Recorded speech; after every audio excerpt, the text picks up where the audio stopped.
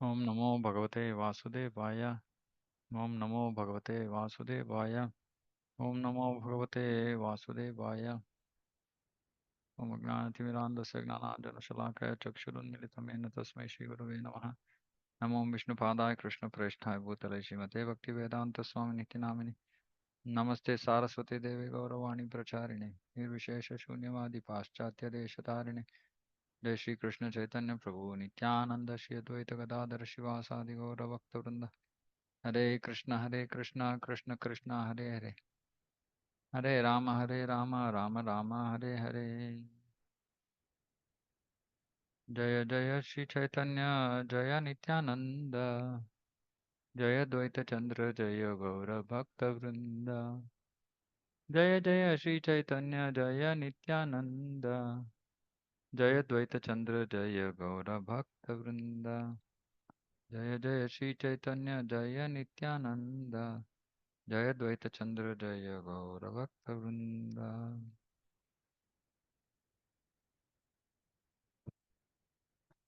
ಚೈತನ್ಯ ಚರಿತಾಮೃತ ಆದಿಲೀಲಾ ಅಧ್ಯಾಯ 4 ಶ್ಲೋಕ 177. ಗೋಪಿಯರ ಕೃಷ್ಣನ ಪ್ರತಿ ಗೋಪಿಯರಿಗೆ ಇರೋ ಪ್ರೀತಿಯ ಬಗ್ಗೆ ಮಾತಾಡ್ತಾ ಇದ್ವಿ. 177. ಕೃಷ್ಣೇರ ಪ್ರತಿಜ್ಞ ಏಕ ಆಚೆ ಪೂರ್ವ ಹೈತೆ ಯೇ ಯೈಚೆ ಭಜೆ ಕೃಷ್ಣ ತಾರೆ ಭಜೆ ತೈಚೆ. ಕೃಷ್ಣ ಹಿಂದೆ ಒಂದು ಪ್ರತಿಜ್ಞೆಯನ್ನ ಮಾಡಿದ್ದಾನೆ. ಏನು ಅದು? ಯಾವ ಭಕ್ತರು ಅವನನ್ನ ಯಾವ ರೀತಿಯಲ್ಲಿ ಭಜಿಸ್ತಾರೋ ಅವನು ಅದಕ್ಕೆ ಅದನ್ನ ಪ್ರತಿಸ್ಪಂದಿಸ್ತಾನೆ, ಅಥವಾ ಅದಕ್ಕೆ ಪ್ರತಿಯಾಗಿ ಅವನು ಕೂಡ ಅವರ ಜೊತೆ ವ್ಯವಹರಿಸ್ತಾನೆ. ಯೇ ಯಥಾ ಮಾಂ ಪ್ರಪದ್ಯಂತೆ ತಾಂ ತಥೈವ ಭಜಾಮ್ಯಹಂ ವರ್ತಂತೆ ಮನುಷ್ಯ ಪಾರ್ಥ ಸರ್ವಶಃ. ನನ್ನ ಭಕ್ತರು ಯಾವ ರೀತಿಯಲ್ಲಿ ನನ್ನೆಡೆಗೆ ಶರಣಾಗತರಾಗ್ತಾರೋ ನಾನು ಅವರಿಗೆ ಅದೇ ರೀತಿಯಲ್ಲಿ ಅವರಿಗೆ ಅನುಗ್ರಹಿಸ್ತೀನಿ. ಆದ್ರೆ ಇಲ್ಲಿ ಹೇಳ್ತಾ ಇದ್ದಾರೆ,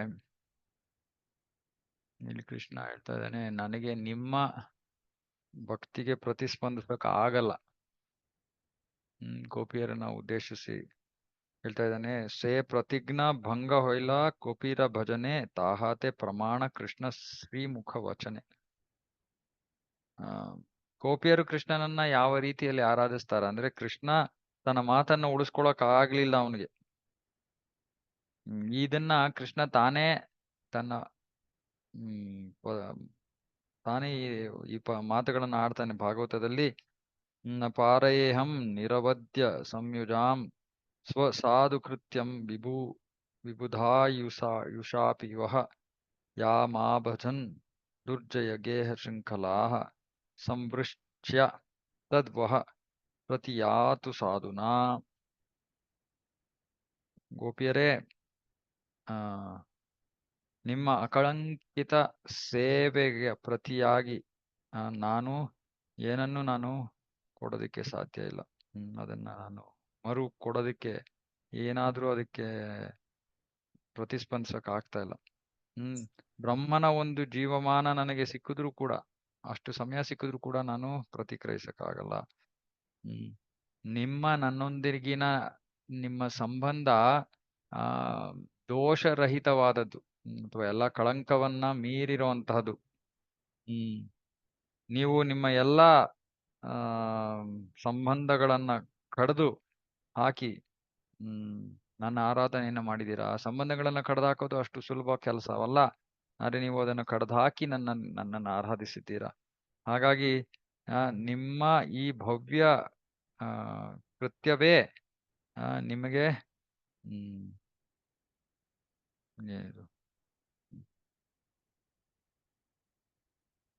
ನಾನು ಕೊಡುವಂತಹ, ನಾನೇನಾದ್ರು ನಾನೇನು ಕೊಡಕ್ಕಾಗಲ್ಲ. ಆದ್ರೆ ನಿಮ್ಮ ಕೃತ್ಯವೇ ನಿಮಗೆ ಕೊಡ್ಲಿ ಅಂದ್ರೆ ಅದಕ್ಕೆ ಪ್ರತಿಯಾಗಿ ನಾನೇನು ಕೊಡೋದಕ್ಕಾಗಲ್ಲ. ಯುವರ್ ಕಾಂಪನ್ಸೇಷನ್ ಅಂದ್ರೆ ಏನು? ಪರಿಹಾರ, ಪ್ರತಿಭಾರ, ಪರಿಹಾರ.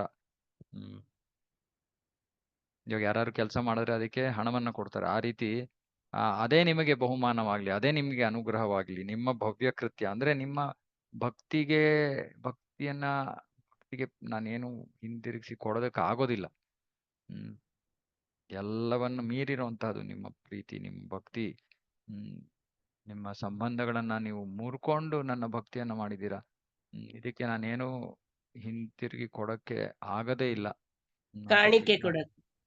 ಕಾಣಿಕೆ ಓಕೆ ಕಾಣಿಕೆ.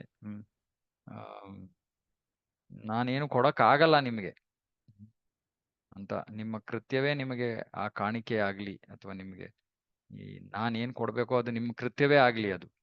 ಅಂದ್ರೆ ನಾನೇನು ಅದಕ್ಕೆ ವಾಪಸ್ ಕೊಡಕ್ ಆಗದೇ ಇಲ್ಲ. ಅಂತಹ ಹೋಲಿಸಕ್ ಆಗದೇ ಇರುವಂತಹ ಅಥವಾ ಅದಕ್ಕೆ ಪ್ರತಿಸ್ಪಂದಿಸಕ್ ಆಗದೇ ಇರುವಂತಹ ಪರಿಶುದ್ಧ ಭಕ್ತಿ ಗೋಪಿಯರದು. ಹಾಗಾಗಿ ಕೃಷ್ಣ ತಾನೇ ಇದನ್ನ ಬಾಯಾರೆ ಹೇಳ್ತಾ ಇದ್ದಾನೆ, ನಿಮ್ಮ ಭಕ್ತಿ ಅಂತ ಅಷ್ಟು ಸರ್ವಶ್ರೇಷ್ಠವಾದದ್ದು ಅಂತ. ಹಾಗಿರುವಾಗ ನಾವು ಗೋಪಿಯರ ಪ್ರೇಮವನ್ನ ಕಾಮ ಅಂತ ಹೇಗೆ ಕಾಣಕ್ಕಾಗತ್ತೆ? ಕೃಷ್ಣ ತನ್ನ ಬಾಯಾರೆ ಹೇಳ್ತಾ ಇದ್ದಾನೆ, ನಿಮ್ದು ಇಂತಹ ಇಷ್ಟು ಅತ್ಯುತ್ಕೃಷ್ಟವಾದ ಭಕ್ತಿ ಅಂತ. ಯಾವಾಗ ಹೇಳ್ತಾನೆ ಅಂದ್ರೆ ಕೃಷ್ಣ ಗೋಪಿಯರಿಂದ ಕಣ್ಮರೆ ಆದಾಗ ಗೋಪಿಯರು ಬಹಳ ನೋವನ್ನ ಅನುಭವಿಸಿ ಕೃಷ್ಣನ್ಗೆ ಹೇಳ್ತಾರೆ. ಆಗ ಕೃಷ್ಣ ಹೀಗೆ ಉತ್ತರ ಕೊಡ್ತಾನೆ, ಇಲ್ಲ, ನಾನು ನಿಮ್ಗೆ ಬೇರೆ ಯಾವ ಉದ್ದೇಶದಿಂದನೂ ನಾನು ಕಣ್ಮರೆ ಆಗ್ಲಿಲ್ಲ. ನಿಮ್ಮ ನನ್ನ ಮೇಲಿನ ಪ್ರೀತಿ ಇನ್ನು ಹೆಚ್ಚಾಗ್ಲಿ ಅನ್ನೋ ಉದ್ದೇಶದಿಂದ ನಾನು ಕಣ್ಮರೆ ಆದ್ನೆ ಹೊರತು, ಯಾಕಂದ್ರೆ ನೀವು ನಿಮ್ಮ ಭಕ್ತಿಗೆ ನಾನು ನಿಮ್ ಭಕ್ತಿಗೆ ಪ್ರತಿಸ್ಪಂದನೆ ನೀಡಕ್ ಸಾಧ್ಯ ಇಲ್ಲ ನಾನು.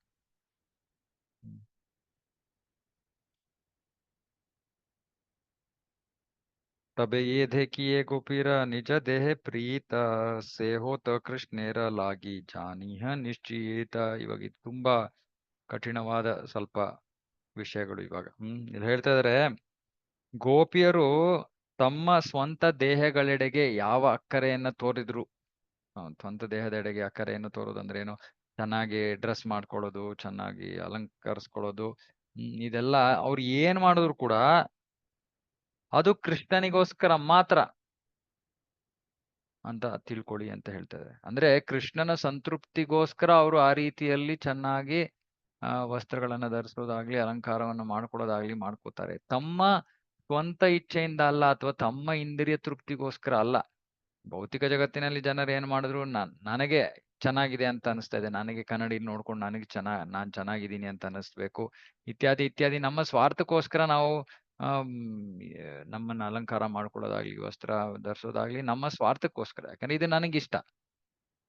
ಆದ್ರೆ ಗೋಪಿಯರು ತಮಗೆ ಇಷ್ಟ ಅಂತ ಆ ರೀತಿ ಉಡುಪು ಧರಿಸ್ತಾ ಇಲ್ಲ, ಆ ರೀತಿ ಅಲಂಕಾರ ಮಾಡ್ಕೋತಾ ಇಲ್ಲ. ಕೃಷ್ಣನಿಗೋಸ್ಕರ, ಕೃಷ್ಣ ಸಂತೃಪ್ತನಾಗ್ತಾನೆ ಅನ್ನೋ ಒಂದೇ ಕಾರಣ. ಹಾಗಾಗಿ ಅಂದ್ರೆ ಏನರ್ಥ? ಗೋಪಿಯರಿಗೆ ಕೃಷ್ಣ ತಾವು ಯಾವ ರೀತಿ ತಮ್ಮನ್ನ ತಾವು ಪ್ರಸ್ತುತ ಪಡಿಸ್ಕೊಂಡ್ರೆ ಕೃಷ್ಣ ಸಂತುಷ್ಟನಾಗ್ತಾನೆ, ಸಂತೋಷ ಪಡ್ತಾನೆ ಅನ್ನೋದು ಗೋಪಿಯರಿಗೆ ಗೊತ್ತಿದೆ.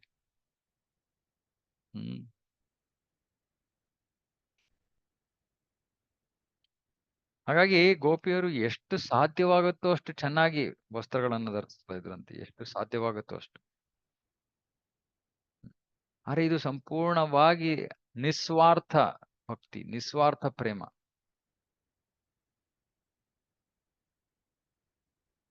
ಯಾಕಂದ್ರೆ ಕೃಷ್ಣ ಅವರನ್ನ ನೋಡಿದ ತಕ್ಷಣ ಕೃಷ್ಣ ಸಂತೋಷ ಪಡ್ತಾ ಇದ್ದ.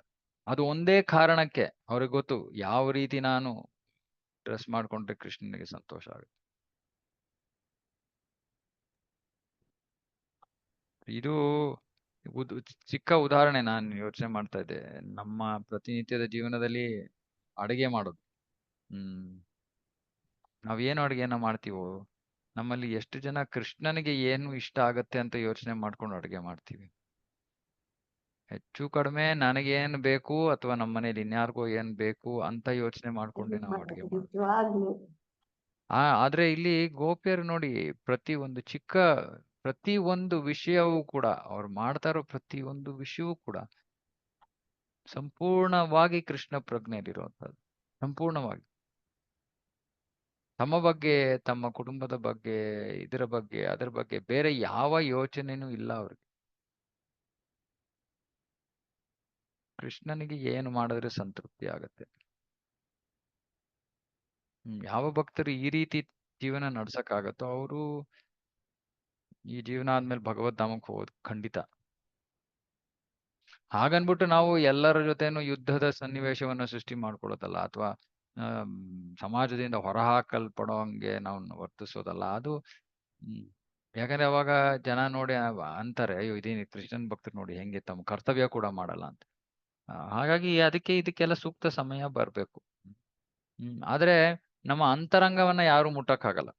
ನಾವು ನಮ್ಮ ಹೃದಯದೊಳಗೆ ಎಷ್ಟು ಕೃಷ್ಣನನ್ನ ಪ್ರೀತಿಸ್ತಾ ಇದೀವಿ, ಎಷ್ಟು ಅವನಿಗೆ ಸೇವೆ ಮಾಡ್ಬೇಕು ಅಂತ ಇದೀವಿ, ಅದನ್ನ ಯಾರು ಬದಲಾಯಿಸಕ್ಕಾಗಲ್ಲ. ಆದ್ರೆ ಬಾಹ್ಯವಾಗಿ ನಾವು ನಮ್ಮ ಕರ್ತವ್ಯಗಳನ್ನ ಬಿಟ್ಟು ಇದನ್ನ ಮಾಡೋದಲ್ಲ. ಇವಾಗ ಉದಾಹರಣೆಗೆ ಯಾರು ಅಡ್ಗೆ ಮಾಡ್ಬೇಕು, ಅಡ್ಗೆ ಮಾಡೋದನ್ನ ಬಿಟ್ಟು ದೇವಸ್ಥಾನದಲ್ಲಿ ಏನೋ ಸೇವೆ ಮಾಡಕ್ ಹೋದ್ರೆ ಅದ್ರಲ್ಲಿ ಅರ್ಥ ಇಲ್ಲ. ಪ್ರಭುಪಾದ್ರು ಬೈತಾ ಇದ್ರು ಶಿಷ್ಯಂದ್ರಿಗೆಲ್ಲ. ಮಕ್ಕಳನ್ನ ಬಿಟ್ಬಿಟ್ಟು ಪುಸ್ತಕ ವಿತರಣೆ ಮಾಡಕ್ ಹೋದ್ರೆ ನಿಮ್ ಮೊದಲ ಕರ್ತವ್ಯ ನಿಮ್ಮ ಮಕ್ಕಳಿಗೆ ಸೇವೆ ಮಾಡೋದು. ಮಕ್ಕಳನ್ನ ನೋಡ್ಕೊಳ್ಳಿ ಮೊದಲು. ಸೊ ಹೀಗೆ ಕರ್ತವ್ಯಗಳನ್ನ ನಾವು ಬಿಡಕ್ಕಾಗಲ್ಲ. ಯಾಕಂದ್ರೆ ನಮ್ಮ ಕುಟುಂಬವೂ ಕೂಡ ಕೃಷ್ಣ ಪ್ರಜ್ಞೆ ಭಕ್ತರಿಂದ ತುಂಬಿರುವಂತದ್ದು. ಇಲ್ಲೇ ಆದ್ರೂ ನಾವು ನಮ್ಮ ಕರ್ತವ್ಯವನ್ನ ಮಾಡ್ಲೇಬೇಕು. ಆದ್ರೆ ಎಲ್ಲ ಕೆಲಸಗಳ ಅಂತಿಮ ಉದ್ದೇಶ ಏನಿರ್ಬೇಕು? ಕೃಷ್ಣನ ಸಂತೃಪ್ತಿ. ಎಷ್ಟೊಂದ್ ಜನಕ್ಕೆ ಆಗದೆ ಇರ್ಬೋದು ಅದು. ಆದ್ರೆ ಇದು ಗೋಪಿಯರ ಸ್ಥಾನ. ಗೋಪಿಯರು ತಮ್ಮ ಮನೆಗಳಲ್ಲಿ ಅವ್ರಿಗೆ ಯಾವ ರೀತಿಯ ಒಂದು ಸಹಕಾರವಿಲ್ಲದೆ ಇದ್ರೂ ಕೂಡ ಕೃಷ್ಣನ ಭಕ್ತಿಯನ್ನ ಮಾಡ್ತಾ ಇದ್ರು. ಆದ್ರೆ ಅವರು ತಮ್ಮ ಕರ್ತವ್ಯಗಳನ್ನ ಬಿಟ್ಟು ಮಾಡ್ತಾ ಇರ್ಲಿಲ್ಲ. ಆದ್ರೆ ಕರ್ತವ್ಯಗಳು ಚೆನ್ನಾಗ್ ಆಗ್ತಾ ಇರ್ಲಿಲ್ಲ. ಯಾಕಂದ್ರೆ ಮನಸ್ಸು ಇಲ್ವೇ ಇಲ್ಲ. ಮನಸ್ಸೆಲ್ಲೋ ಇದೆ. ಹ್ಮ್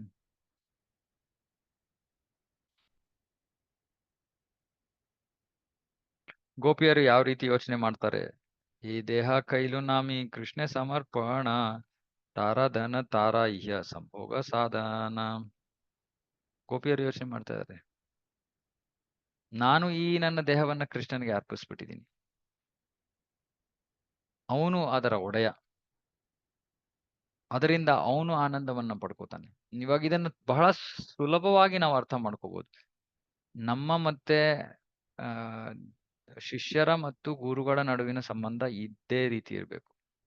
ದೀಕ್ಷಾ ಕಾಲೆ ಭಕ್ತ ಕರೆ ಆತ್ಮ ಸಮರ್ಪಣ ಅಂದ್ರೆ ತನ್ನನ್ನ ತಾನು, ತನ್ನ ದೇಹ, ಮನಸ್ಸು, ಕಾಯ ವಾಚ ಮನಸ್ಸ ತನ್ನನ್ನ ತಾನು ಭಕ್ತ ಗುರುಗಳ ಪಾದಗಳಲ್ಲಿ ಸಮರ್ಪಿಸ್ಕೊಳ್ಬೇಕು. ಇದು ದೀಕ್ಷೆ. ಯಾಕೆ?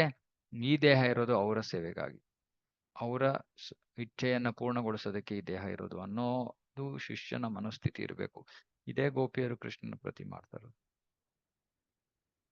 ಅವರು ಇವಾಗ ನಿಮ್ಮಲ್ಲಿ ಯಾರು ಆ ಸ್ತ್ರೀಯರು ಈ ರೀತಿ ಗುರುಗಳಿಗೆ ನನ್ನ ದೇಹ ಸಮರ್ಪಿತವಾಗಿದೆ ಅಂದ್ರೆ ಅದ್ರಲ್ಲಿ ಏನಾದ್ರು ತಪ್ಪಿದೆಯೇನು? ಪುರುಷರು ಹೇಳಿದ್ರು ಅದೇ ಅರ್ಥ, ಸ್ತ್ರೀಯರು ಹೇಳಿದ್ರು ಅದೇ ಅರ್ಥ. ಅದೇ ರೀತಿ ಗೋಪಿಯರು ಹೇಳಿದ್ರು ಅದೇ ಅರ್ಥ, ಬಾಲಕರು ಹೇಳಿದ್ರು ಅದೇ ಅರ್ಥ. ಗೋಪಿಯರು ಸ್ತ್ರೀಯರಾಗಿ ಹೀಗೆ ಹೇಳ್ತಾ ಇದ್ದಾರೆ ಅಂದ್ರೆ ಅದಕ್ಕೆ ಏನೋ ವಿಕೃತವಾದ ಅರ್ಥವನ್ನ ನಾವು ತಗೋಬೇಕಾಗಿಲ್ಲ. ಅದು ನಮ್ಮ ಕಲ್ಮಶ ಅಷ್ಟೇ, ನಮ್ಮ ಮನಸ್ಸಿನಲ್ಲಿರೋ ಕಲ್ಮಶ. ಅಂದ್ರೆ ಶುದ್ಧ ಭಕ್ತಿಯನ್ನ ಯಾರು ಬೇಕಾದ್ರೂ ಮಾಡ್ಬೋದು ಕೃಷ್ಣನಿಗೆ. ಪುರುಷನಾದ್ರೂ ಮಾಡ್ಬೋದು, ಸ್ತ್ರೀ ಆದ್ರೂ ಮಾಡ್ಬೋದು, ಮಗು ಆದ್ರೂ ಮಾಡ್ಬೋದು, ಹಿರಿಯರಾದ್ರೂ ಮಾಡ್ಬೋದು. ಯಾರು ಮಾಡಿದ್ರು ಇದೇ ಮನೋಭಾವ ಇರ್ಬೇಕು.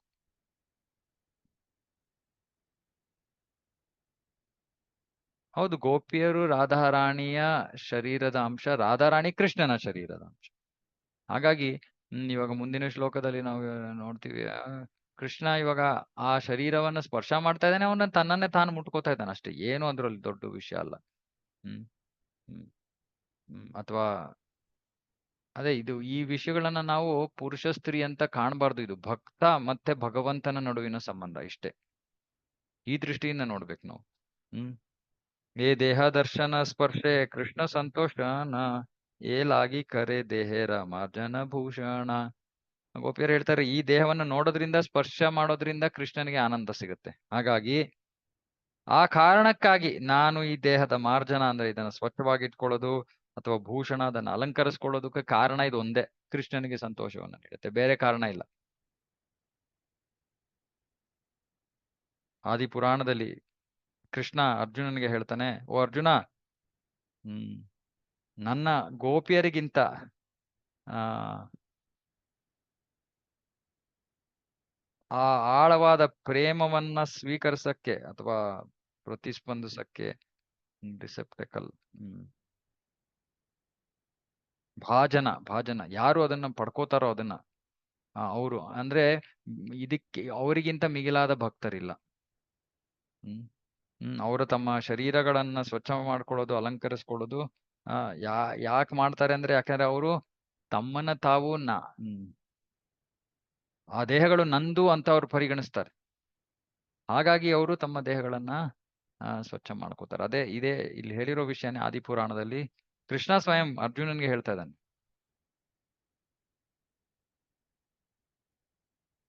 ಹರೇಕ ಅದ್ಭುತ ಗೋಪಿ ಭಾವೇ ರಸ್ವಭಾವ ಬುದ್ಧಿ ರಗೋಚರ ನಹೆ ಯಾರ ಪ್ರಭಾವ. ಗೋಪಿಯರ ಭಾವದ ಇನ್ನೊಂದು ಅದು ಒಂದು ಅದ್ಭುತವಾದ ಇನ್ನೊಂದು ಲಕ್ಷಣವಿದೆ. ಇದು ಬುದ್ಧಿಯನ್ನ ಮೀರಿರುವಂತದ್ದು. ಅಂದ್ರೆ ಬುದ್ಧಿಯಿಂದ ಇದನ್ನ ಗ್ರಹಿಸಕ್ಕೆ ಆಗೋದಿಲ್ಲ ಅಂತ ಹೇಳ್ತಾ ಇದ್ರೆ, ಹಾಗಾಗಿ ಬುದ್ಧಿಯನ್ನು ಉಪಯೋಗಿಸ್ಬೇಡಿ. ಗೋಪಿಗಣ ಕರೆಯಬೆ ಕೃಷ್ಣ ದರ್ಶನ ಸುಖ ವಾಂಚನಾಹಿ ಸುಖ ಹಯ ಕೋಟಿ ಗುಣ. ಇದಂತೂ ಅಚಿಂತ್ಯವಾದ ವಿಷಯ ಇದು. ಗೋಪಿಯರು ಕೃಷ್ಣನನ್ನ ನೋಡಿದಾಗ ಅವರು ಅಸೀಮ ಆನಂದವನ್ನ ಅನುಭವಿಸ್ತಾರೆ. ಸೀಮೆ ಇಲ್ಲದೆ ಇರೋಷ್ಟು ಆನಂದವನ್ನ ಅನುಭವಿಸ್ತಾರೆ. ಆದ್ರೆ ಅವ್ರಿಗೆ ಅಂತಹ ಆನಂದ ಪಡೆಯೋ ಯಾವ ಉದ್ದೇಶವೂ ಇಲ್ಲ, ಯಾವ ಇಚ್ಛೆನೂ ಇಲ್ಲ.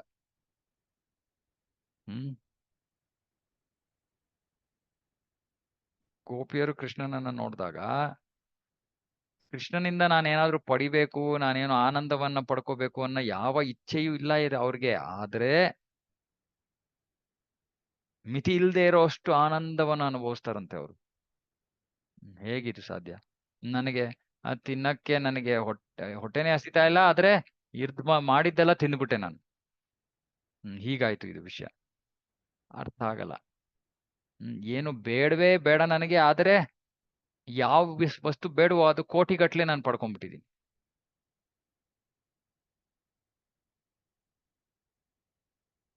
ಅಂಗಡಿಗೆ ಹೋದೆ ಏನು ಬೇಡ ಅಂತ ಪೂರ್ತಿ ಅಂಗಡಿ ಕೊಂಡ್ಕೊಂಡ್ ಬಂದ್ಬಿಟ್ಟೆ. ಅಂದ್ರೆ ಅರ್ಥನೇ ಆಗಲ್ಲ ಇದು, ಹೆಂಗ್ ಸಾಧ್ಯ? ಅವ್ರಿಗೆ ಏನು ಆನಂದವೇ ಬೇಡ ಕೃಷ್ಣನಿಂದ, ಆದ್ರೆ ಆ ಒಂದು ಮಿತಿಯೇ ಇಲ್ಲದಷ್ಟು ಆನಂದವನ್ನ ಅನುಭವಿಸ್ತಾ ಇದ್ದಾರೆ. ಇದು ಆಳವಾದ ತತ್ವ. ಗೋಪಿಕಾ ದರ್ಶನೆ ಕೃಷ್ಣೇರ ಯೇ ಆನಂದ ಹಯ ತಾಹ ಹೈತೆ ಕೋಟಿ ಗುಣ ಗೋಪಿಯ ಸ್ವಾದಾಯ. ಕೃಷ್ಣ ಗೋಪಿಯರನ್ನ ನೋಡೋದ್ರಿಂದ ಅವನು ಎಷ್ಟು ಆನಂದವನ್ನ ಅನುಭವಿಸ್ತಾನೋ, ಗೋಪಿಯರು ಅದಕ್ಕೆ ಕೋಟಿ ಪಟ್ಟು ಹೆಚ್ಚು ಆನಂದವನ್ನ ಅನುಭವಿಸ್ತಾರೆ. ಯಾಕೆ ಕೃಷ್ಣ ಆನಂದವನ್ನ ಅನುಭವಿಸ್ತಾ ಇದ್ದಾನೆ ಅಂತ. ಕೃಷ್ಣ ಅವರನ್ನ ನೋಡಿ ಆನಂದಿಸ್ತಾ ಇದ್ದಾನೆ ಅಂತ ಅವ್ರಿಗೆ ಕೋಟಿ ಕಟ್ಲೆ ಹೆಚ್ಚು ಆನಂದ ಆಗ್ತಾ ಇದೆ. ಸುಮ್ನೆ ಕೃಷ್ಣ ಆನಂದಿಸ್ತಾ ಇದ್ದಾನೆ ಅಷ್ಟೇ ಅವ್ರಿಗೆ ಬೇಕಾಗಿರೋದು.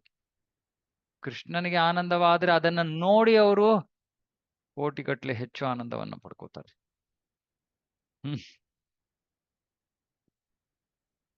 ಸುಮ್ಮನೆ ಕೃಷ್ಣ ಆನಂದದಲ್ಲಿದ್ದಾನೆ ಅಷ್ಟೇ, ಕೃಷ್ಣನಿಗೆ ಸಂತೋಷ ಆಯ್ತು ಅನ್ನೋ ಒಂದು ಕಾರಣದಿಂದ ಅವರು ಅನುಭವಿಸ್ತಾ ಇರೋ ಆನಂದ ಕೋಟಿ ಪಟ್ಟು ಹೆಚ್ಚು.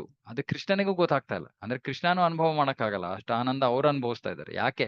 ಸುಮ್ಮನೆ ಕೃಷ್ಣ ಆನಂದವನ್ನ ಅನುಭವಿಸ್ತಾ ಇದ್ದಾನೆ ಅಂತ ಕಂಡು.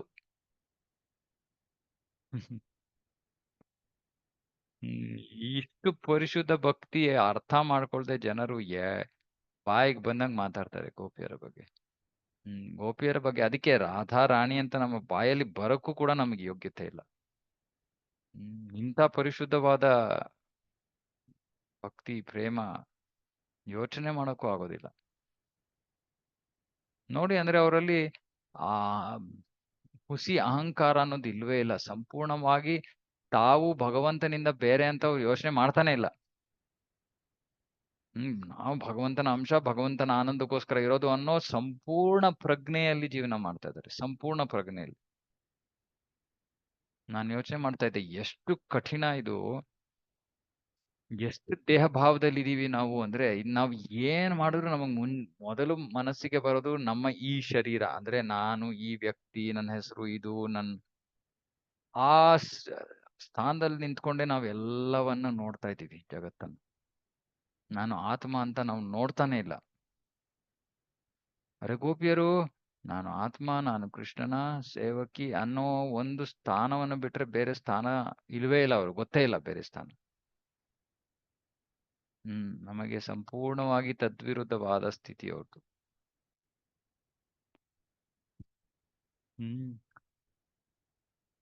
ಗೋಪಿಯರಿಗೆ ತಾವು ಆನಂದ ಪಡ್ಕೋಬೇಕು ಅನ್ನೋ ಯಾವ ಒಲವೂ ಇಲ್ಲ. ತಮ್ಮ ಆನಂದದ ಬಗ್ಗೆ ಅವ್ರಿಗೆ ಯಾವ ಒಲವೂ ಇಲ್ಲ. ಆದ್ರೂ ಕೂಡ ಅವರ ಆನಂದ ಬರೋದು ವೃದ್ಧಿ ಆಗುತ್ತೆ. ಇದು ವಿರೋಧಾಭಾಸ. ತಮಗೆ ನಾನು ಆನಂದವನ್ನ ಪಡ್ಕೋಬೇಕು ಅಂತ ಏನು ಒಲವೇ ಇಲ್ಲದೆ ಇದ್ರು ಕೂಡ ನನ್ನ ಆನಂದ ಇಷ್ಟತಾನೇ ಇದೆಯಂತೆ. ಯಾಕೆ? ಸುಮ್ಮನೆ ಕೃಷ್ಣನನ್ನ ನೋಡಿ. ಕೃಷ್ಣ ಆನಂದ ಪಡ್ತಾ ಇದ್ದಾನೆ, ಅವನಿಗಿಂತ ಜಾಸ್ತಿ ಆನಂದ ನನಗಾಗ್ತಾ ಇದೆ. ಹ್ಮ್ ಇದನ್ನ ನಾವು ಇನ್ನೊಂದು ರೀತಿ ತಾಯಿ ಮಕ್ಕಳ ಒಂದು ಸಂಬಂಧವಾಗಿಯೂ ನೋಡ್ಬೋದು. ಮಗು ತಿಂತಾ ಇದ್ರೆ ಸಂತೋಷವಾಗಿ ತಾಯಿಗೆ ಬಹಳ ಆನಂದ ಹೆಚ್ಚಾಗತ್ತೆ. ಆಹಾರ ಅದೇ ರೀತಿ. ಹಾಗಾಗಿ ಇದು ಆ ಕೃಷ್ಣ ಗೋಪಿಯರ ನಡುವಿನ ಪ್ರೀತಿ. ಇಲ್ಲಿ ಹೇಳ್ತಾರೆ, ಏ ವಿರೋಧೇರ ಏಕಮಾತ್ರ ದೇಖಿ ಸಮಾಧಾನ ಗೋಪಿಕಾರ ಸುಖ ಕೃಷ್ಣ ಸುಖೇ ಪರ್ಯವಾಸನ. ಯಾಕೆ ಅಂದ್ರೆ ಗೋಪಿಯರ ಆನಂದಕ್ಕೆ ಕಾರಣ ಕೃಷ್ಣನ ಆನಂದ. ಗೋಪಿಯರ ಆನಂದಕ್ಕೆ ಕಾರಣ ಕೃಷ್ಣನ ಆನಂದ. ಕೃಷ್ಣ ಆನಂದ ಪಟ್ರೆ ಗೋಪಿಯರ ಆನಂದ ಪಡ್ತಾರೆ. ಕೃಷ್ಣ ಆನಂದ ಪಡ್ಲಿಲ್ಲ ಅಂದ್ರೆ ಗೋಪಿಯರ ಆನಂದ ಪಡಲ್ಲ. ಬೇರೆ ಕಾರಣನೇ ಇಲ್ಲ. ಯಾಕಂದ್ರೆ ಅವ್ರಿಗೆ ವೈಯಕ್ತಿಕ ಆನಂದ ಅಂತ ಏನು ಬೇಕಾಗಿಲ್ಲ ಅವ್ರಿಗೆ. ಅದನ್ನ ಅವ್ರ ಮೇಲೆ ಹೇರಲಾಗ್ತಾ ಇದೆ. ಹೇರಲಾಗ್ತಾ ಇದೆ ಅಂದ್ರೆ ಅವ್ರಿಗೆ ಬೇಡ ಆದ್ರೂ ಕೂಡ ಕೋಟಿಗಟ್ಟಲೆ ಹೆಚ್ಚು ಆನಂದ ಬರ್ತದೆ. ಯಾಕೆ? ಸುಮ್ನೆ ಕೃಷ್ಣ ಆನಂದದಲ್ಲಿದ್ದಾನೆ ಅಂತ ಪರಿಗಣಿಸಿ ಅವರು ಆನಂದವನ್ನ ಅನುಭವಿಸ್ತಾ ಇದ್ದಾರೆ. ಅದಕ್ಕೆ ವೃಂದಾವನದಲ್ಲಿ ಭಕ್ತರು ಗೋಪಿಯರನ್ನ, ವಿಶೇಷವಾಗಿ ರಾಧಾರಾಣಿಯನ್ನ ಆರಾಧಿಸಕ್ಕೆ ಪ್ರಯತ್ನ ಮಾಡ್ತಾರೆ. ರಾಧೆ ರಾಧೆ ಅಂತಾರೆ. ಯಾಕೆಂದ್ರೆ ಗೋಪಿಯರ ಅನುಗ್ರಹ ಸಿಕ್ಬಿಟ್ರೆ ಕೃಷ್ಣ ಅನುಗ್ರಹ ಸಿಕ್ಕದಂಗೆ. ಯಾಕಂದ್ರೆ ಅಷ್ಟು ಈ ಗೋಪಿಯರ ಪ್ರೀತಿ ಎಷ್ಟು ಅತ್ಯುತ್ಕೃಷ್ಟವಾದದ್ದು. ಹಾಗಾಗಿ ಗೋಪಿಯರು ಸುಮ್ಮನೆ ಹೇಳಿದ್ರೆ ಕೃಷ್ಣ ಸ್ವೀಕರಿಸ್ಬಿಡ್ತಾನೆ.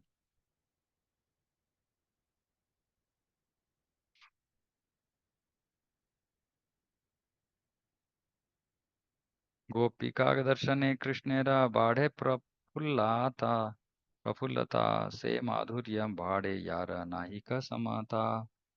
ಕೃಷ್ಣ ಗೋಪಿಯರನ್ನು ನೋಡಿದಾಗ ಅವನ ಆನಂದ ಹೆಚ್ಚಾಗುತ್ತೆ.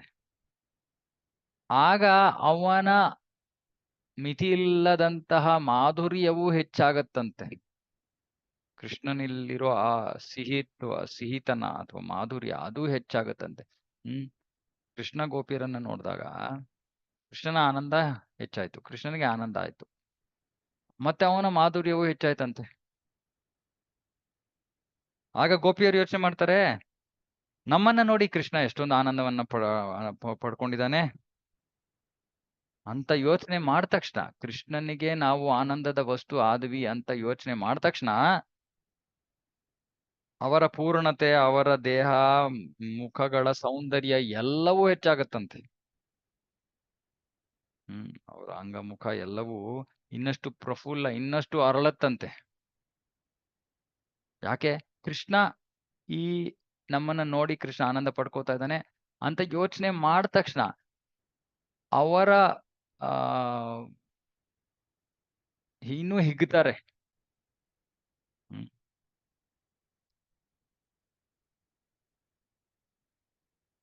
ಅವರ ಸೌಂದರ್ಯ ಹೆಚ್ಚಾಗ್ತಾ ಕೃಷ್ಣನ ಸೌಂದರ್ಯನೂ ಹೆಚ್ಚಾಗತ್ತಂತೆ. ಇವಾಗ ಪೂರ್ತಿ ಇದು ತಲೆ ಕೆಟ್ಟೋಗುವಂಥದ್ದು. ಓಕೆ, ಕೃಷ್ಣ ಗೋಪಿಯರನ್ನು ನೋಡಿದ ತಕ್ಷಣ ಮೊದಲು ಅವನ ಆನಂದವನ್ನ ಅನುಭವಿಸ್ತಾನೆ. ಆನಂದವನ್ನು ನೋಡಿ ಗೋಪಿಯರಿಗೆ ಕೋಟಿಗಟ್ಟಲೆ ಹೆಚ್ಚು ಆನಂದ ಆಗುತ್ತೆ. ಇದು ಮೊದಲ ವಿಷಯ. ಎರಡನೇ ವಿಷಯ, ಗೋಪಿಯರ ಸೌಂದರ್ಯವನ್ನು ನೋಡಿದ ತಕ್ಷಣ ಕೃಷ್ಣನಿಗೆ ಆನಂದ ಆಗುತ್ತೆ, ಜೊತೆಗೆ ಅವನ ಸೌಂದರ್ಯ, ಅವನ ಮಾಧುರ್ಯವೂ ಹೆಚ್ಚಾಗುತ್ತೆ.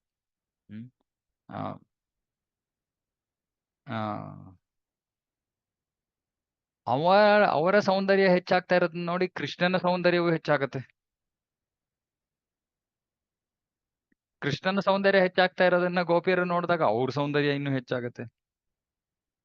ಸೊ ಹೀಗೆ ಪೈಪೋಟಿ, ಸ್ಪರ್ಧೆ, ಯಾರ ಸೌಂದರ್ಯ ಹೆಚ್ಚಾಗ್ತಾ ಇದೆ, ಇಬ್ಬರೂ ಸೋಲೊಪ್ಕೊಳ್ಳಲ್ಲ. ಸೊ ಕೃಷ್ಣನ ಸೌಂದರ್ಯವೂ ಹೆಚ್ಚಾಗ್ತಾ ಇದೆ, ರಾಧಾರಾಣಿಯ ಗೋಪಿಯರ ಸೌಂದರ್ಯವೂ ಹೆಚ್ಚಾಗ್ತಾ ಇದೆ. ಗೋಪಿಯರ ಸೌಂದರ್ಯ ಹೆಚ್ಚಾಗ್ತಾ ಇದೆ, ಕೃಷ್ಣನ ಸೌಂದರ್ಯ ಇನ್ನಷ್ಟು ಹೆಚ್ಚಾಗ್ತಾ ಇದೆ. ಸೊ ಕೃಷ್ಣನಿಗೆ ಆನಂದ ಆಯ್ತು, ಕೃಷ್ಣನ ಸೌಂದರ್ಯ, ಕೃಷ್ಣನ ಮಾಧುರ್ಯ ಹೆಚ್ಚಾಯ್ತು. ಕೃಷ್ಣನ ಸೌಂದರ್ಯ ಹೆಚ್ಚಾಗಿದ್ದು ಆಗ ಕೃಷ್ಣನ ಸೌಂದರ್ಯ ಹೆಚ್ಚಾಗಿರೋದನ್ನ ನೋಡಿ ಗೋಪಿಯರ ಸೌಂದರ್ಯ ಇನ್ನೂ ಹೆಚ್ಚಾಯ್ತು. ಹೀಗೆ ಸ್ಪರ್ಧೆ ನಡೀತಾ ಇದೆ. ಆದ್ರೆ ಕೃಷ್ಣ ಗೋಪಿಯರ ಸೌಂದರ್ಯ, ಗುಣ ಇವುಗಳನ್ನ ನೋಡಿ ಕೃಷ್ಣ ಬಹಳ ಆನಂದವನ್ನ ಅನುಭವಿಸ್ತಾನೆ. ಮತ್ತೆ ಅವನು ಆನಂದವನ್ನ ಅನುಭವಿಸೋದನ್ನ ನೋಡಿ ಗೋಪಿಯರ ಆನಂದ ಇನ್ನಷ್ಟು ಹೆಚ್ಚಾಗುತ್ತೆ. ಇಷ್ಟೇ ವಿಷಯ. ಹ್ಮ್ So ಹಾಗಾಗಿ ರಾಧಾರಾಣಿ ಗೋಪಿಯರು ಎಲ್ಲರೂ ಕೃಷ್ಣನ ಆನಂದಕ್ಕೋಸ್ಕರ ಅಲಂಕಾರ ಮಾಡ್ಕೊಂಬು ವೇಷಭೂಷಣಗಳನ್ನು ಧರಿಸ್ಕೊಂಡ್ ಬಂದಿರ್ತಾರೆ. ಅವರನ್ನ ನೋಡಿ ಅವರ ಲಾವಣ್ಯವನ್ನ ನೋಡಿ ಅವರ ಸೌಂದರ್ಯವನ್ನ ನೋಡಿ ಮತ್ತೆ ಜೊತೆಗೆ ಅವರ ಗುಣಗಳನ್ನು ನೋಡಿ ಕೃಷ್ಣನಿಗೆ ಆನಂದವಾಗತ್ತೆ. ಎಂತಹ ಪರಿಶುದ್ಧವಾದ ಭಕ್ತಿ ಅಂತ ಕೃಷ್ಣನಿಗೆ ಆನಂದ ಆಗತ್ತೆ. ಕೃಷ್ಣನಿಗೆ ಆನಂದ ಆಗಿದ್ದನ್ನ ನೋಡಿ ಅವರ ಆನಂದ ಇನ್ನೂ ಹೆಚ್ಚಾಗತ್ತೆ. ಹಾಗಾಗಿ ಗೋಪಿಯರ ಆನಂದ ಕೃಷ್ಣನ ಆನಂದವನ್ನ ಪೋಷಿಸ್ತಾ ಇದೆ. ಪೋಷಿಸ್ತಾ ಇದೆ ಅಂದ್ರೆ ಗೋಪಿಯರ ಆನಂದ ಹೆಚ್ಚಾಗ್ತಾ ಇದೆ, ಹಾಗಾಗಿ ಕೃಷ್ಣನ ಆನಂದ ಹೆಚ್ಚಾಗ್ತಾ ಇದೆ. ಹಾಗಾಗಿ ಇಲ್ಲಿ ಕಾಮ ಎಲ್ಲಿಂದ ಬಂತು? ಪರಿಶುದ್ಧವಾದದ್ದು ಇದು. ಕೃಷ್ಣನ ಸಂಬಂಧದಲ್ಲಿ ಎಲ್ಲವೂ ಪೂರ್ಣ ಪರಿಶುದ್ಧವಾದ, ಹಾಗಾಗಿ ಇದು ಪರಿಶುದ್ಧವಾದ ಪ್ರೇಮ.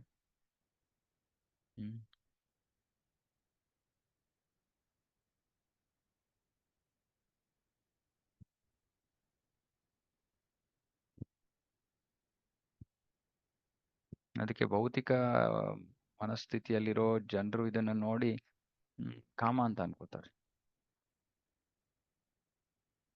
ಮತ್ತೆ ಇದು ಅಚಿಂತ್ಯವಾದ ಪರಿಶುದ್ಧವಾದ ಪ್ರೇಮ ಇದು. ಯಾವ ಸ್ವಾರ್ಥದ ಆನಂದಕ್ಕೋಸ್ಕರ, ಇಂದ್ರಿಯ ಭೋಗಕ್ಕೋಸ್ಕರ ಯಾವ ಇಚ್ಛೆಯೂ ಇಲ್ಲದೆ ನಿಸ್ವಾರ್ಥವಾಗಿ ಕೃಷ್ಣನಿಗೆ ಆನಂದವನ್ನ ಕೊಡೋ ಒಂದು ಉದ್ದೇಶ ಇಟ್ಕೊಂಡಿರೋ ಗೋಪಿಯರು ಅವ್ರು ಮಾಡೋದು ಎಲ್ಲದರಿಂದನೂ ಕೃಷ್ಣನಿಗೆ ಆನಂದ ಹೆಚ್ಚಾಗತ್ತೆ. ಅವರ ಆನಂದವನ್ನು ನೋಡಿ ಗೋಪಿಯರ ಆನಂದ ಹೆಚ್ಚಾಗತ್ತೆ, ಗೋಪಿಯರ ಆನಂದವನ್ನು ನೋಡಿ ಅವನ ಆನಂದ ಇನ್ನೂ ಹೆಚ್ಚಾಗತ್ತೆ, ಅವನ ಸೌಂದರ್ಯ ಹೆಚ್ಚಾಗತ್ತೆ, ಗೋಪಿಯರ ಸೌಂದರ್ಯ ಹೆಚ್ಚಾಗತ್ತೆ. ಹೀಗೆ ಇದಕ್ಕೆ ಮಿತಿಯೇ ಇಲ್ಲದೆ ಆ ಪ್ರೀತಿಯಲ್ಲಿ ಆನಂದ ಹೆಚ್ಚಾಗ್ತಾ ಹೋಗುತ್ತೆ.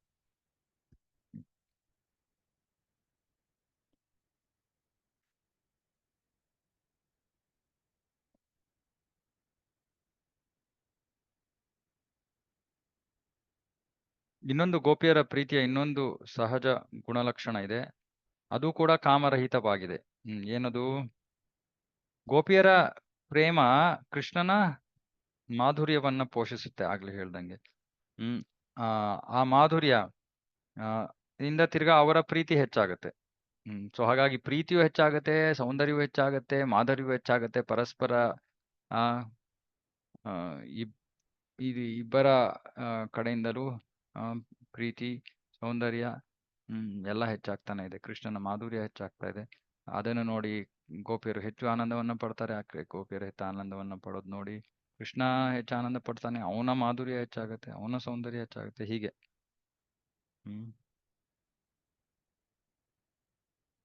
ಹಾಗಾಗಿ ಇದು ಪ್ರೀತಿಯ ವಿಷಯ. ಇಲ್ಲಿ ಇಂದ್ರಿಯ ಭೋಗದ ಯಾವ ವಿಷಯವೂ ಇಲ್ಲ.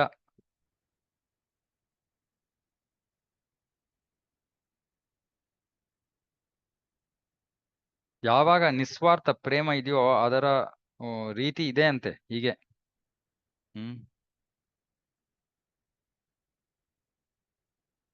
ಯಾವಾಗ ಪ್ರೀತಿಯ ವಸ್ತು ಆನಂದ ಸಿಗುತ್ತೋ ಆಗ ಪ್ರೀತಿಯ ಆಶ್ರಯಕ್ಕೂ ಆನಂದ ಸಿಗುತ್ತೆ.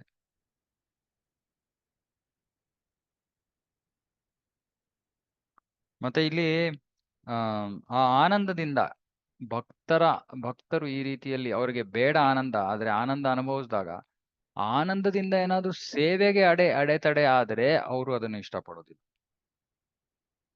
ಆಗ ಆ ಆನಂದದೆಡೆಗೂ ಅವರು ಕುಪಿತರಾಗ್ತಾರೆ. ಉದಾಹರಣೆಗೆ ಇಲ್ಲಿ ಹೇಳ್ತಾರೆ, ದಾರುಕ ಅವನ ಅತಿಯಾದ ಪ್ರೇಮದ ಭಾವನೆಗಳಿಂದ ಅವನ ಕೈಕಾಲುಗಳೆಲ್ಲ ಸ್ತಂಭೀಭೂತವಾಗಿ ಅವನು ಅಲ್ಲಾಡದೆ ಅವನು ಕೃಷ್ಣನಿಗೆ ಚಾಮರವನ್ನ ಬೀಸ್ತಾ ಇದ್ದಾನೆ, ಆದ್ರೆ ಅವನ ಕೈಕಾಲೆಲ್ಲ ಸ್ತಬ್ಧವಾಗೋಯ್ತು ಪ್ರೀತಿಯ ಭಾವನೆಗಳಿಂದ. ಆಗ ಅವನಿಗೆ ಕೋಪ ಬರುತ್ತೆ. ಇದೆಂತ ಭಾವನೆ, ಇದರಿಂದ ನನ್ನ ಸೇವೆನೇ ನಿಂತೋಗ್ತಾ ಇದೆಯಲ್ಲ, ಇದು ಬೇಡ ನನಗೆ ಈ ಆನಂದ. ಇದು ಭಕ್ತರ ಮನೋಭಾವ.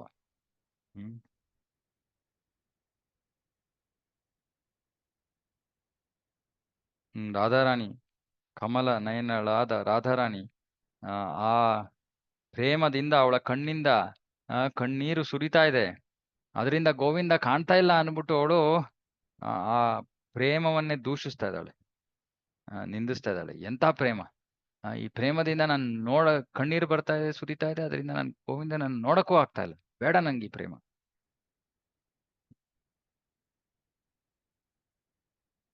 ಮತ್ತೆ ಶುದ್ಧ ಭಕ್ತರು ತಮ್ಮ ಸ್ವಾರ್ಥದ ಆನಂದಕ್ಕೋಸ್ಕರ ಕೃಷ್ಣನ ಸೇವೆಯನ್ನ ಬಿಡೋದಿಲ್ಲ.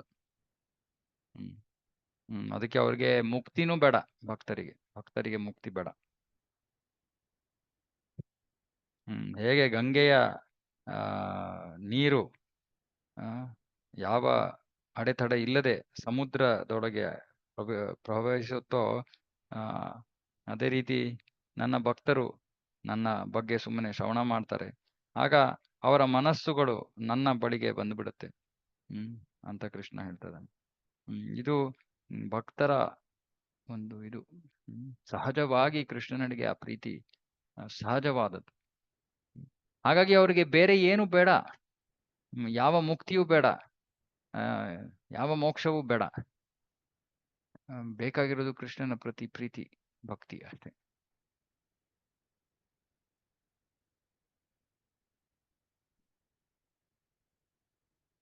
ಹಾಗಾಗಿ ಭಕ್ತರಿಗೆ ಸಾಲೋಕ್ಯ, ಶಾಸ್ತಿ, ಸಾರೂಪ್ಯ, ಸಾಮೀಪ್ಯ ಇದು ಯಾವ ಮೋಕ್ಷವೂ ಬೇಡ. ಅವರಿಗೆ ಬೇಕಾಗಿರೋದು ನನ್ನ ಸೇವೆ.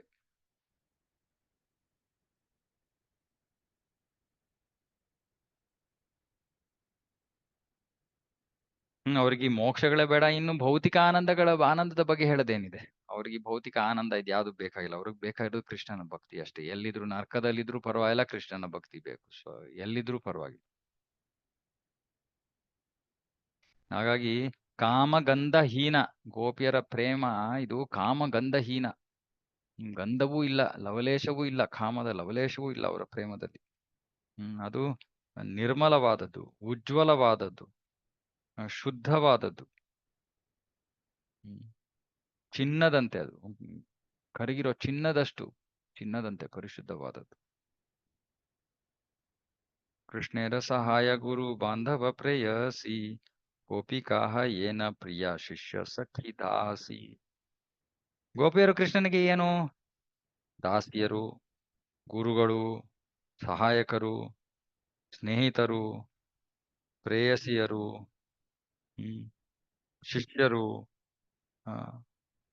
ಸಖಿಯರು, ಎಲ್ಲವೂ ಕೃಷ್ಣನಿಗೆ. ಗೋಪಿಯರು ಸರ್ವಸ್ವ, ಕೃಷ್ಣನ ಸರ್ವಸ್ವ.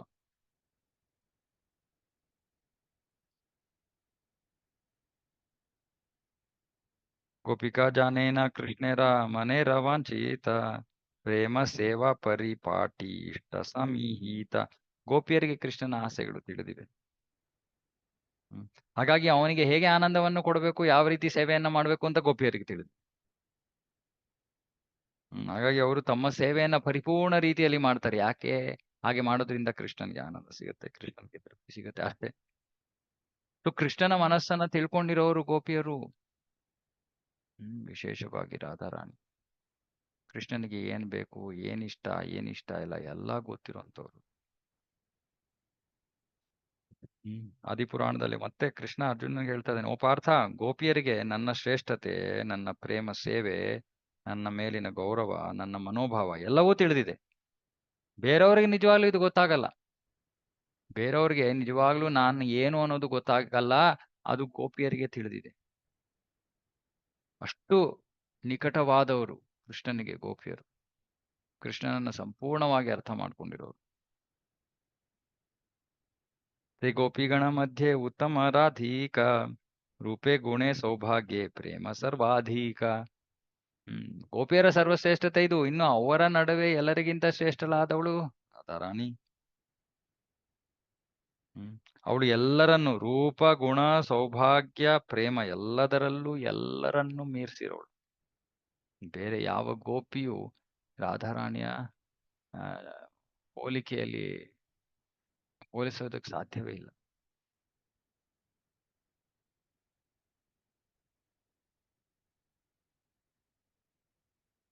ಸೊ ಇಲ್ಲಿ ಪದ್ಮಪುರಾಣದಿಂದ ಒಂದು ಶ್ಲೋಕ ಇದೆ. ಯಥಾ ರಾಧಾ ಪ್ರಿಯ ವಿಷ್ಣು ತಸ್ಯಾ ಕುಂಡಂ ಪ್ರಿಯಂ ತಥಾ ಸರ್ವ ಗೋಪೀಷು ಸೈವೈಖಾ ವಿಷ್ಣುರತ್ಯಂತ ವಲ್ಲಭ. ರಾಧಾ ಕೃಷ್ಣನಿಗೆ ಪ್ರಿಯಳಾದವಳ ಆಗಿರುವಂತೆ ಅವಳ ಸ್ನಾನದ ಕುಂಡ, ರಾಧಾ ಕುಂಡ ಅವನಿಗೆ ಪ್ರಿಯವಾದದ್ದು. ಎಲ್ಲಾ ಗೋಪಿಯರಲ್ಲೇ ಅವಳೇ ಅವನಿಗೆ ಅತ್ಯಂತ ಪ್ರಿಯಳಾದವಳು, ಅತ್ಯಂತ ವಲ್ಲಭ.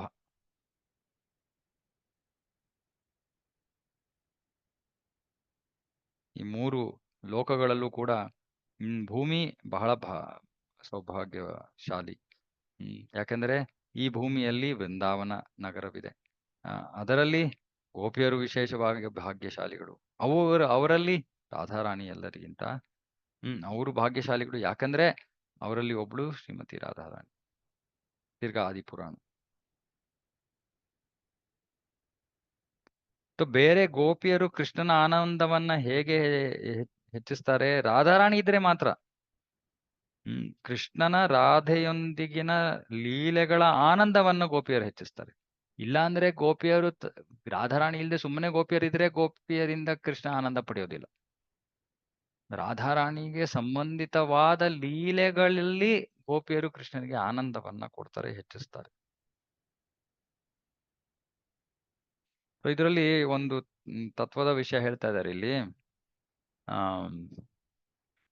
5 ಗೋಪಿಯರಲ್ಲಿ 5 ವಿಭಾಗಗಳಿವೆ, ಪಂಗಡಗಳಿವೆ ಅಥವಾ ವರ್ಗಗಳಿವೆ.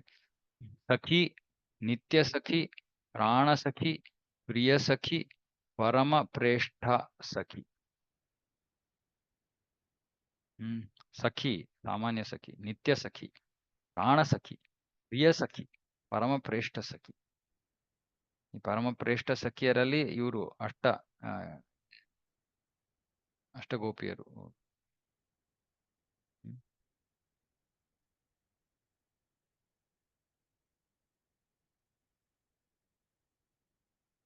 ಈ ಪರಮ ಪ್ರೇಷ್ಠ ಸಖಿಯರು ರಾಧಾ ಕೃಷ್ಣರ ಆ ಪ್ರೇಮದ ವ್ಯವಹಾರಗಳಲ್ಲಿ ಅವರು ಸಂಪೂರ್ಣವಾಗಿ ತೊಡಗಿದ್ದಾರೆ. ಕೆಲವೊಮ್ಮೆ ಅವರು ಕೃಷ್ಣನ ಪಕ್ಷವನ್ನು ತಗೋತಾರೆ, ಕೆಲವೊಮ್ಮೆ ರಾಧಾರಾಣಿಯ ಪಕ್ಷವನ್ನು ತಗೋತಾರೆ. ಅವರು ಯಾರೋ ಒಬ್ಬರಿಗೆ ಹೆಚ್ಚು ಒಲವನ್ನು ತೋರ್ತಾ ಇರೋಂಗೆ ಕಾಣುತ್ತೆ. ಆದ್ರೆ ಇದೆಲ್ಲದರ ಉದ್ದೇಶ ಸುಮ್ಮನೆ ರಸದ ಆಸ್ವಾದನೆ. ಅದೆಲ್ಲದರಿಂದ ಕೃಷ್ಣನಿಗೆ ಆನಂದ ಹೆಚ್ಚಾಗತ್ತೆ, ಆನಂದ ಸಿಗತ್ತೆ ಅನ್ನೋದು ಗೊತ್ತಿದ್ದು ಅವ್ರು ಆ ರೀತಿ ನಡ್ಕೋತಾರೆ ಅಷ್ಟೇ.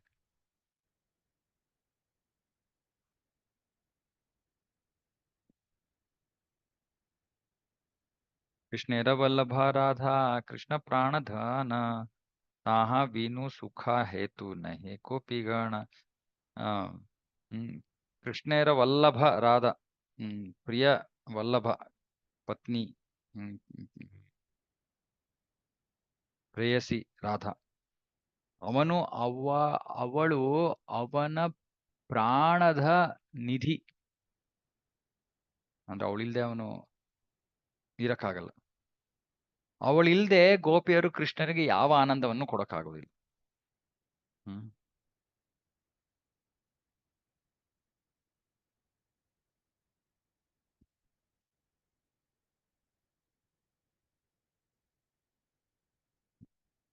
ಶ್ಲೋಕ ಇದೆ, ಓಕೆ.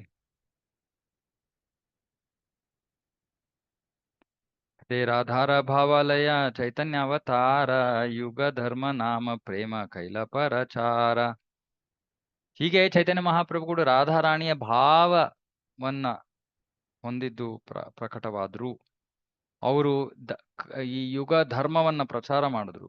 ಒಂದು ಯುಗ ಧರ್ಮ ಅಂದ್ರೆ ಹರೇ ಕೃಷ್ಣ ಮಹಾಮಂತ್ರದ ಜಪ, ಮತ್ತೆ ಶುದ್ಧ ಭಗವತ್ ಪ್ರೇಮವನ್ನ ಪ್ರಚಾರ ಮಾಡಿದ್ರು. ಆದ್ರೆ ಅವರು ನಿಜವಾಗ್ಲೂ ಬಂದಿದ್ದು ರಾಧಾರಾಣಿಯ ಭಾವದಲ್ಲಿ. ರಾಧಾರಾಣಿಯ ಭಾವದಲ್ಲಿ ಇದ್ಕೊಂಡು ಅವರು ತಮ್ಮ ಸ್ವಂತ ಇಚ್ಛೆಗಳನ್ನು ಕೂಡ ಪೂರೈಸ್ಕೊಂಡ್ರು. ಕೃಷ್ಣನಿಗೆ ಇದ್ದ 3 ಇಚ್ಛೆಗಳು, ಈಗ ನಾವು ಚರ್ಚೆ ಮಾಡಿದ್ವಿ ಅದನ್ನ ಇಷ್ಟು ದಿನಗಳಿಂದ. ಆ 3 ಇಚ್ಛೆಗಳನ್ನ ಪೂರೈಸ್ಕೊಂಡ್ರು. ಅವರು ಪೂರೈಸ್ಕೊಳ್ಳಕ್ಕೆ ಬಂದಿದ್ದು ಕೃಷ್ಣ ಚೈತನ್ಯ ಮಹಾಪ್ರಭುವಾಗಿ. ರಾಧಾರಾಣಿಯ ಭಾವವನ್ನ ಅವರು ಪಡ್ಕೊಂಡಿಲ್ದೇ ಇದ್ದಿದ್ರೆ ಇದು ಯಾವುದನ್ನು ಆಸ್ವಾದಿಸಕ್ಕೆ ಆಗ್ತಾ ಇರ್ಲಿಲ್ಲ. ಯಾಕಂದ್ರೆ ಅವಳೇ ಆ ಪ್ರೇಮದ ಆಶ್ರಯ. ಹಾಗಾಗಿ ಇದು ಅವರು ಪ್ರಕಟ ಆಗಿದ್ದಕ್ಕೆ ಇದ್ದ ಮೂಲ ಕಾರಣ, ಈ 3 ವಿಷಯಗಳನ್ನ ಆಸ್ವಾದಿಸೋದು. ಅದಕ್ಕೋಸ್ಕರ ಅವರು ಪ್ರಕಟ ಆಗಿದ್ದು. ಅದಕ್ಕೋಸ್ಕರ ಅವರು ರಾಧಾರಾಣಿಯ ಭಾವದಲ್ಲಿ ಪ್ರಕಟ ಆಗಿ. ಈ ಕೃಷ್ಣ ಚೈತನ್ಯ ಗೋಸಾಯಿ ವ್ರಜೇಂದ್ರ ಕುಮಾರ ರಸಮಯ ಮೂರ್ತಿ ಕೃಷ್ಣ ಸಾಕ್ಷಾತ್ ಶೃಂಗಾರ. ಕೃಷ್ಣ ಚೈತನ್ಯರೇ ಕೃಷ್ಣ ವ್ರಜೇಂದ್ರ ಕುಮಾರ.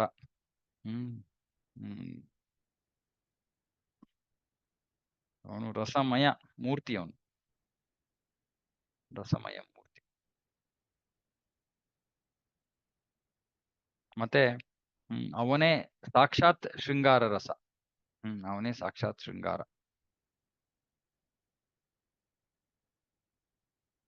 ಸೇರಸ ಆಸ್ವಾದಿತೆ ಕೈಲ ಅವತಾರ ಆನುಸಂಗೆ ಕೈಲಾಸ ಬರ ಸೇರ ಪ್ರಚಾರ.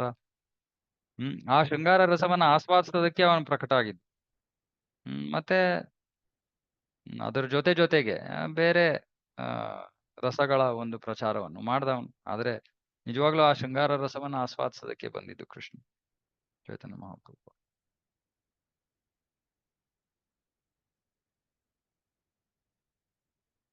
ಶ್ರೀ ಕೃಷ್ಣ ಚೈತನ್ಯ ಗೋಸಾಯಿ ರಸೆ ರಸದಾನ ಅಶೇಷ ವಿಶೇಷ ಕೈಲ ರಸ ಆಸ್ವಾದನ.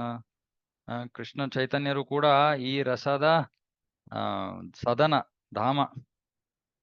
ಅವರು ಅಗಣಿತ ರೀತಿಗಳಲ್ಲಿ ಈ ರಸದ ಮಾಧುರ್ಯವನ್ನ ಆಸ್ವಾದಿಸಿದ್ರು. ತೇ ದ್ವಾರೆ ಪ್ರವರ್ತೈಲ ಕಲಿಯುಗ ಧರ್ಮ ಚೈತನ್ಯರ ದಾಸೆ ಜಾನೆ ಈ ಸಬ ಮರ್ಮ. ಹೀಗೆ ಅವರು ಕಲಿಯುಗದ ಯುಗ ಧರ್ಮವನ್ನ ಪ್ರಾರಂಭ ಮಾಡಿದ್ರು. ಆ ಚೈತನ್ಯ ಮಹಾಪ್ರಭುಗಳ ಭಕ್ತರಿಗೆ ಈ ಎಲ್ಲಾ ಸತ್ಯಗಳು ತಿಳಿದಿವೆ.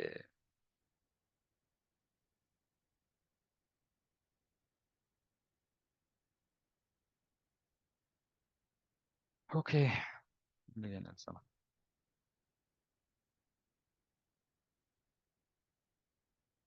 ಇಲ್ಲ, ಇನ್ನೆರಡು ಶ್ಲೋಕ ಇದೆ.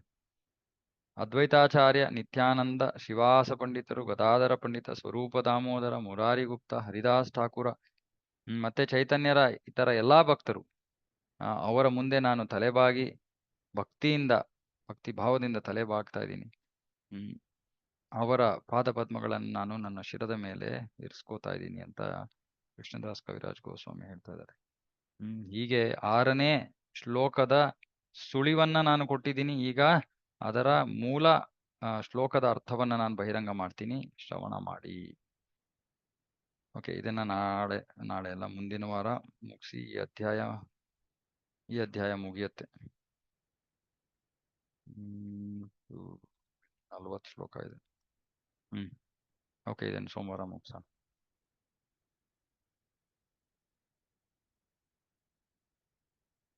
ಓಕೆ, ಹರೇ ಕೃಷ್ಣ. श्री चैतन्य चरितामृत की जय, जगत गुरु श्रील प्रभुपाद की जय, समवेत गौर भक्त की जय. हरे कृष्ण.